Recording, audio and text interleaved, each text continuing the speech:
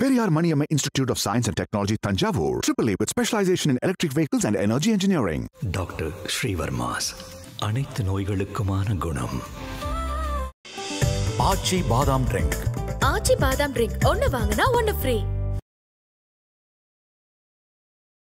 வணக்கம் சார். வணக்கம். இப்போ முருகர் மாநாடு மதுரையில் இந்து முன்னணி கட்சி சார்பாக அவங்க நடத்துகிறாங்க.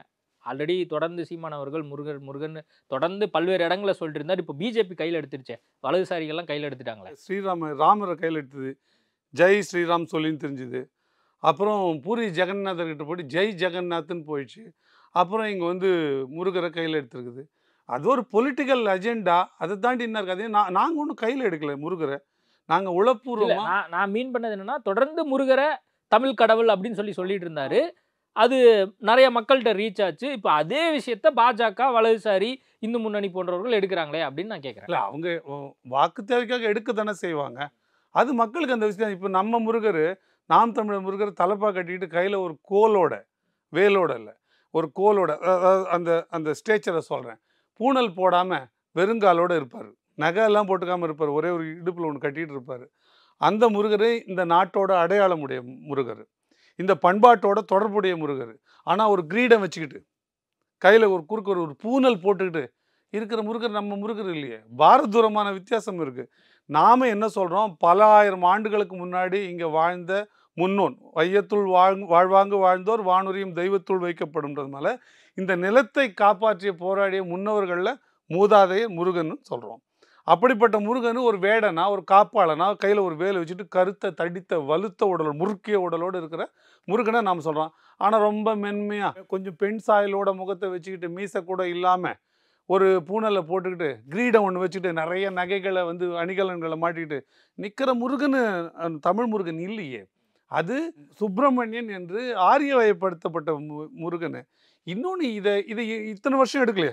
பாஜக எத்தனை ஆண்டுகளாக இருக்குது. ஸ்ரீராம் கோஷத்தை ஜெய் ஸ்ரீராம் கோஷத்தை எத்தனை ஆண்டுகளாக போடுது. ஒரு 2 டிகேடாக போட்டுருக்குது, 2 தலைமுறையாக போட்டுட்ருக்குது. அப்போ 2 டிகேடாக போட்டிருந்த அன்னைக்கு தூக்காத முருகனை இன்றைக்கி ஏன் தூக்குது? இங்கே அந்த கதை செல்லலைன்னு தெரியும். ஏங்க திமுக எடுத்துக்கிச்சே முருகனை. நாம் தமிழர் தான் இறை முன்னோன்னு வந்து நான் சொல்லிட்டு இருக்குது முருகனை. போன வருஷம் திமுக எடுக்கலை. பல பேர் எடுப்பாங்க, எடுத்தால் நல்லது தான் என்னை பொறுத்த வரைக்கும். ஆனால் முருகனை அந்த மாதிரி முருகனாக இல்லாமல் இயல்பாக இந்த இடத்தோட முருகனாக காமிக்கிறதுல நல்லது தான். அது தமிழர் மெய்யியல் மீட்சி அப்படின்னு நாங்கள் பார்க்குறோம். அதன் மூலமாக இங்கே என்ன மெய்யியல் இருந்தது. இங்கே ஒன்றும் மீசை இல்லாத ஒரு முருகர், கிரீடத்தை சாத்தின்னு ஒரு அரசன் போல் இருந்த முருகன் இல்லை.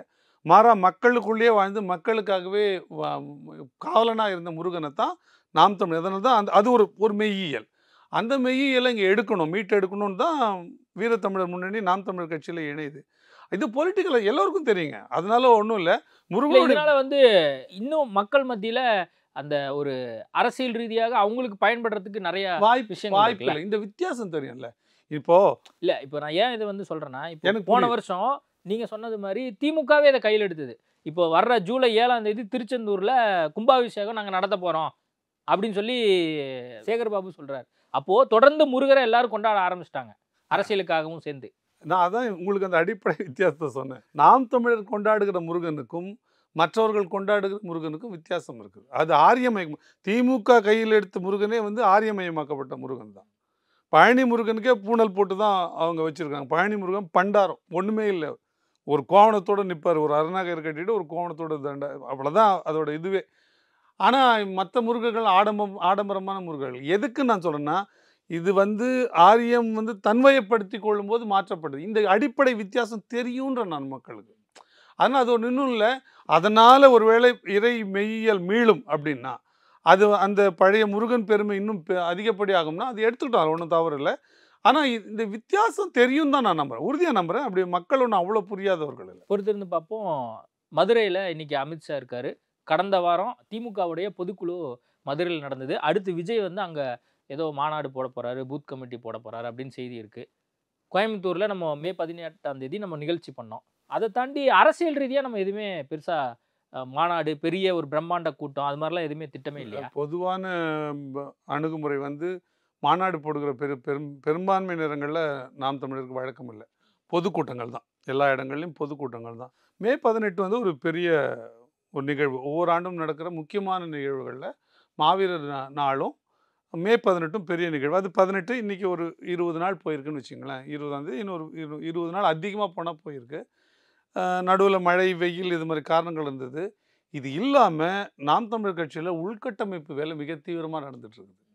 எல்லா கட்டமைப்பையும் பழைய முறையை மாற்றி புதிய ஒரு முறையில் கட்டமைப்பு மாவட்டங்கள் அதிகமாக உண்டு பண்ணுறது, கட்சி மாற்றங்களை எண்ணிக்கையை அதிகப்படுத்துறது, சமூக அடிப்படையில் எல்லா சமூகங்களுக்கும் கட்சிக்குள்ளே வாய்ப்பு கொடுக்கறது, மாவட்ட கட்டமைப்புகளே மாவட்ட செயலாளர்கள் பெண்கள் எத்தனை அதிகப்படியான மாவட்ட செயலாளர்கள் போட முடியும், மாவட்ட தலைவர்கள் போட முடியும், மண்டலமாக பிரிக்கிறாங்க. அதில் கம்பல்சரியாக மேண்டேட்ரியாக கட்டாயமாக ஒரு ஆண் மண்டல செயலாளர்னா ஒரு பெண் மண்டல செயலாளர்னு போடணுன்னு அது போன்ற வேலைகள் நடந்துகிட்ருக்கு. அண்ணன் தினம் வந்து அலுவலகத்தில் ஏதாவது ஒரு 4 தொகுதியை கூப்பிட்டு யார் யாரை போட்டிருக்காங்க, குடிவாரி பிரதிநிதித்துவம் கரெக்டாக இருக்கா, ஒரே சமூகத்தை சார்ந்தவங்களை போட்டுட்ருக்காங்களா, அதெல்லாம் ஒரு குழுவாக உட்காந்து அதை பரிசீலனை பண்ணி இல்லைங்க இது இந்த சமூகம் ஏற்கனவே போட்டுட்ருக்கீங்க 2 இன்னொரு தடவை அதை போடாதீங்க, வேறு ஒரு சமூகத்துக்கு வாய்ப்பு கொடுங்க.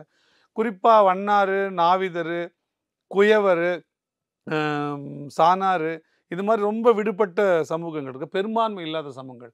அந்த சமூகங்களுக்கு மாவட்ட செயலாளர் வாய்ப்பு கொடுக்கணும், மாவட்ட தலைவர் வாய்ப்பு கொடுக்கணும் அப்படின்றது இருக்காங்க. உறுதியாக எல்லா பகுதிகள்லையும் வண்ணார், வலையர், குயவர், நெசவாளர் இவங்களுக்கு நிச்சயமாக 2-3 பகுதிகளையாவது மாவட்ட செயலாளர் பொறுப்பு கொடுக்கணும் அப்படின்றது முடிவு பண்ணுறாங்க தொகுதி தோறும். அப்போ இந்த வேலைகள் இருக்குல்ல, இந்த சரிபார்ப்பு ரொம்ப நுட்பமாக பார்க்க வேண்டியிருக்கு. சாதாரணமாக ஒரு 40 பொறுப்பாளர்கள் அடிப்படை நிலையிலேயே தொகுதிக்குள்ளேயே 40 முக்கிய பொறுப்பாளர்கள் வந்துடுறாங்க. சாதாரணமாக எவ்வளோ குறைச்சி பார்த்தாலும் 40 பேரோட குடி அது மற்ற விவரங்கள்லாம் பார்த்து சரி பார்க்குற வேலையை நடக்குது. ஆனால் தினமும் வந்து கட்சி பணி இருக்குது. இதுக்கு நடுவில் மற்ற வேலைகள்லாம் இருக்குல்ல, வெளி நிகழ்வுகளுக்கு போகிறது, கூட்டங்களுக்கு போகிறது, சில சினிமா விமர்சனங்களுக்கு, இந்த மாதிரி விஷயங்களுக்கெல்லாம் சொல்லணும். இப்போ கமல் பிரச்சனை வந்திருக்கு, இதிலெல்லாம் தலை கொடுக்க வேண்டிய தேவை இருக்குல்ல, அந்த மாதிரி வேலைகளோடு போயிட்டுருக்கு. மற்றபடி வேகமாக தான் இயங்கிட்டு இருக்கு. இன்னும் முன்னை விட இப்போ கூடுதல் வேகமாக இயங்குது. ஏன்னா அண்ணன் இங்கேயே இருக்கிறதுனால தொடர்ச்சியாக கட்சியினரை சந்திச்சுக்கிட்டே இருக்காரு. தினமும் ஒரு 4 தொகுதியிலேருந்து ஆட்களை சந்திக்கிறார். ஆனால் வேலை நடந்துட்டு இருக்கு. இன்னும் இந்த மொமெண்டம் வரலன்னு நான் நினைக்கிறேன். நாம் தமிழருக்கான மொமெண்டம் இன்னும் அது கிரியேட் ஆகல. ஏன்னா விஜய் வந்து பார்த்தீங்கன்னா வாரத்தில் ஏதோ ஒரு ஆக்டிவிட்டி அவங்க கட்சி சார்பாக ஏதோ ஒரு விஷயம் நடந்துகிட்டே இருக்கு.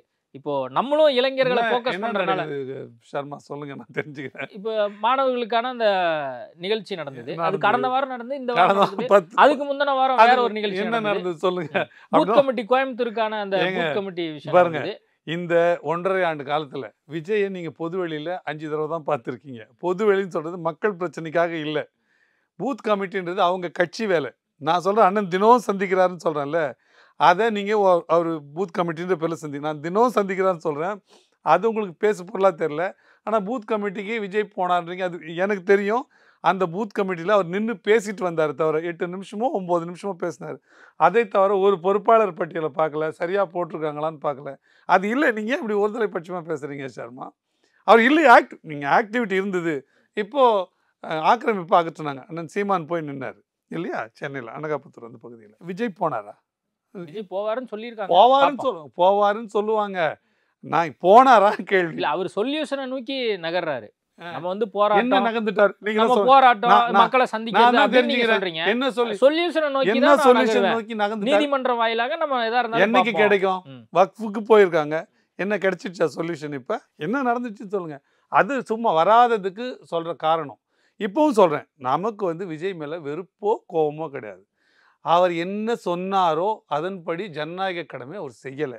நான் சினிமாவை விட்டுட்டு வந்துடுவேன்னு சொன்னார். 1.5 வருஷத்துக்கு முன்னாடி வந்தார். இப்போ 1.5 வருஷம் ஆயிடுச்சுங்களா அவர் அரசியலுக்கு வந்து. சினிமாவை விட்டுட்டு நான் விட்டுட்டேன் 200 கோடி ரூபாய். அது வந்து ஒரு அதை டிமாண்ட் பண்ணுறாரு ஜனங்கிட்ட, மக்கள்கிட்ட. நான் பாருங்கள் எவ்வளோ பெரிய வருமானத்தை விட்டுட்டு உங்களுக்காக வந்துட்டேன்னு. உண்மையில் வந்தாரா இந்த 1.5 ஆண்டுகளில்? வரலையே. படம் போயிட்டு தானே இருக்கு. இன்னும் நிமிஷம் வரைக்கும் போயிட்டு இருக்குல்ல. கமல் இஷ்யூ பற்றி எரியும் பொழுது அவர் இல்லை. அவருக்கு ஒரு கடமை இல்லையா? அவருக்கு ஒரு பொறுப்பு இல்லையா? எங்க கமல் சொன்னது சரிங்க, இல்லை நீங்கள் நிலைப்பாடு மாறுங்க. கமல் சொன்னது தவறுங்க, இல்லை ரெண்டுமே வேண்டாம், இதை தவிர்த்துருக்கலாம் கமல், ஏதாவது ஒன்று சொல்லுங்கள். ஏன் அப்போ நீங்கள் என்ன உங்கள் ஜனநாயகம் படத்தை நீங்கள் பாதுகாக்க விரும்புகிறீங்களா? அது தவறு இல்லையா? நீங்கள் ஒரு வியாபாரியாக இப்படி பேசுகிறீங்க. இதை பிரகாஷ் ராஜ் பேசலை, நான் புரிஞ்சுப்பேன். இதை ரஜினிகாந்த் பேசலை, நான் புரிஞ்சுப்பேன். பேன் இண்டியா ஃபிலிம் பண்ணுறவங்க பேசலை, நான் புரிஞ்சுப்பேன். நீங்கள் ஒரு நடிகராக தான் இன்னும் இருக்கீங்கன்னு இது ஒரு அடையாளம். அப்போ அதை விட கமலே பெட்டர் போல இருக்குது. கமல் அவருக்கு ஒரு பொலிட்டிக்கல் ஸ்டேச்சரும் இருக்குது, அவர் வந்து ஒரு ஆர்டிஸ்ட் ஸ்டேச்சரும் இருக்குது. ஆனால் அந்த ஆர்டிஸ்ட் ஸ்டேச்சருக்காக நான் மன்னிப்பு கேட்ட மாட்டேன். எனக்கு பொலிட்டிக்கல் ஸ்டேச்சரும் இருக்குது, எனக்கு ஒரு ஸ்டாண்ட் இருக்குதுன்னு நினைக்கிறாரு. அந்த ஸ்டாண்டில் இன்றைக்கி நான் சொன்னது தான், நான் அது சரியாக தான் சொல்லியிருக்கேன், நான் அதை பின்வாங்க மாட்டேன்னு சொல்கிறாரு. நீங்கள் ஒரு ஆர்டிஸ்டாக, கோ ஆர்டிஸ்டாக, அவர் ஒரு நடிகர், நீங்கள் ஒரு நடிகர், உங்களுக்கு மூத்த நடிகர், வழிகாட்டி நடிகர், அவர் பேசுறது சரிதாங்க, நில்லுங்க. இல்லை மூத்த நடிகர் அப்படி பேசிடக்கூடாது, தவறுங்க, சொல்லணுமா இல்லையா? எதுவுமே இல்லாமல் இருக்குன்னா இங்கே இவ்வளோ பெரிய லாப கணக்கு போட்டுக்கிட்டிங்கன்னா எப்படி உங்களை ஒரு ஜனநாயகன் படம் எடுத்தாலுங்க உண்மையாக ஜனநாயகனாக இருக்கணும். ஜனநாயகனாக இல்லைன்றேன். நீங்களும் எனக்கு என்ன வருத்தம்னா அவர் கூட விஜய் கூட பரவாயில்ல போலுது, நீங்களாம் இப்படி இருக்கீங்களே. அவர் என்னமோ வந்தார், பாஞ்சாரு, செஞ்சாருன்ற மாதிரியும் அண்ணன் சீமான் அவர்கள் வராத மாதிரி பேசுறீங்க. நான் திருப்பவும் சொல்றேன், பொதுவெளியில இந்த மாதிரி ஒரு அதெல்லாம் கட்சி நிகழ்வுங்க, தாட் ப்ராசஸ் இருக்கு. நீங்க அது கட்சி நிகழ்வுங்க.